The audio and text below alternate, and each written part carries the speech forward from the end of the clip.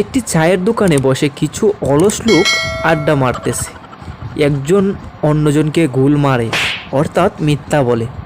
বসে থাকা বাকি লোকজন শুধুই শুনে যায়। দোকানদারের কোনো সমস্যা নেই, বরং লাভ 2-1টা চা বিক্রি করতে পারবে। এত পেঁচাল করে সময় নষ্ট করে কী লাভ? আসল কথায় আসি। প্রথমজন বলে, আমার দাদা একটা কুত্তা ছিল, মানে কুকুর ছিল। মানুষের মতো কথা বলতো আর গরুর মতো ঘাস খেত। দ্বিতীয়জন বলতেছে, আরে রাখ, তোর দাদার কুত্তার চেয়ে আমার নানার বিড়াল ছিল অনেক ডিয়ারিং। পাড়ার যত কুত্তা ছিল সব কুত্তার গায়ে একবার হলে উঠেছে। ওদের গুল মারা দেখে তৃতীয়জন মনে মনে বলে, তোরা যদি গুলবাস তো আমি গুলের রাজা। তৃতীয়জন বলে, তোদের কথা শেষ হলে আমার কথা শোন।